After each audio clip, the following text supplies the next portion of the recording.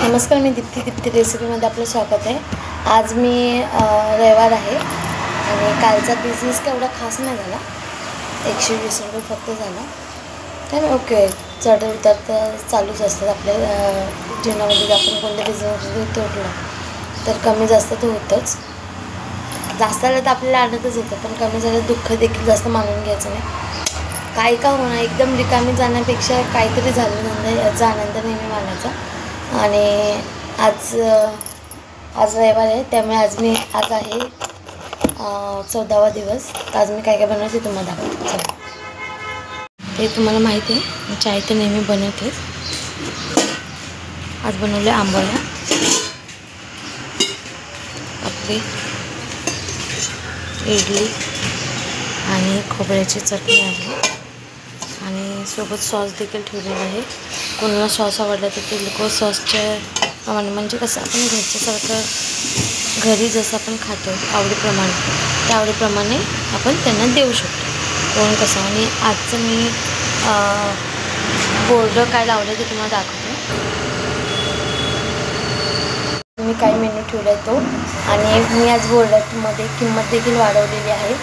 ती किंमत यासाठी की म्हणजे काल माझा जो लॉस झाला तो आजच्या भरून निघाला पाहिजे। आणि आजमध्ये मला वाढवायचं होतं, मी 1 महिन्याने वाढवणारच होते। आता माझं 4000 रुपये भाडं प्लस माझं राशनचं, परत दूध आहे, भाजीचं काही ना काय आहे, तर ते सगळं मिळून माझं व्यवस्थित निघालं पाहिजे। ॲटलिस्ट 10,000 तरी निघाले पाहिजे, त्या हिशोबाने मी ठेवलेलं आहे।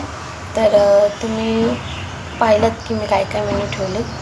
माझं म्हणणं खूप वेस्ट नको होईना, अन्न आहे त्यासाठी आपण मेहनत करतो, तर तेच वाया गेलं तर मतलब नाही आपल्याला कमवून। तर त्यामुळे मी कमीच प्लेट बनवले। 3 प्लेट आंबोळ्या बनवल्यात आणि 5 प्लेट आप्पे बनवलेत आणि 6 प्लेट इडली बनवली। एवढंच बनवलं, जास्त काही बनवलेलं नाही आहे। आणि आंबट पदार्थ नेहमी सकाळी खाल्लेले नेहमी चांगले असते, पोटासाठी चांगले असतात आणि हलके असतात ना ते पचायला। आणि हे आपण काही इनो वगैरे घालून आंबून केलेलं नाही आहे, आपली डाळ भिजून वगैरे आपण केले, त्यामुळे काही याच्याने आपल्याला हानी होणार नाही किंवा पोटाला काय त्रास होणार अशातली गोष्ट नाही। तर मी अशाच नवनवीन व्हिडिओ टाकत राहणार आहे।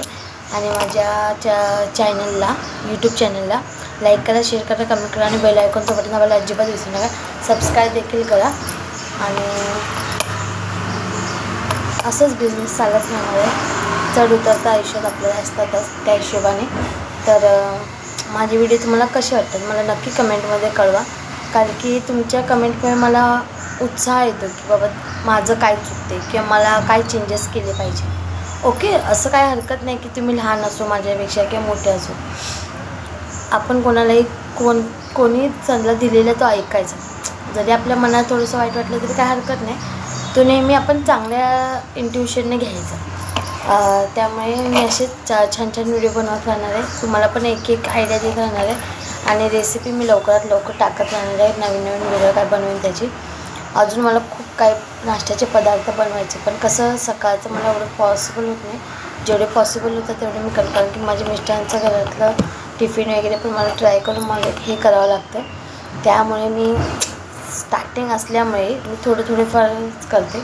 एकदा जर आपल्याला ऑर्डर यायला लागले चांगले, त्यामुळे मी बोर्डावरती लिहिते रोज की ऑर्डर वगैरे घेतात, त्या ऑर्डर वगैरे चालू झाल्या तर आपल्याला मग ते बरं पडणार आहे। त्यामुळे आता सध्या तरी थोडं चांगलं हे जर थोडं चांगलं संपत राहिलं जर 9:30-10 वाजेपर्यंत, तर चांगलीच गोष्ट आहे। तर आपण मग थोडंसं क्वांटिटी वाढवू देखील शकतो। तर तुम्हाला माझी व्हिडिओ कशी वाटते मला नक्की कळवा। नमस्कार।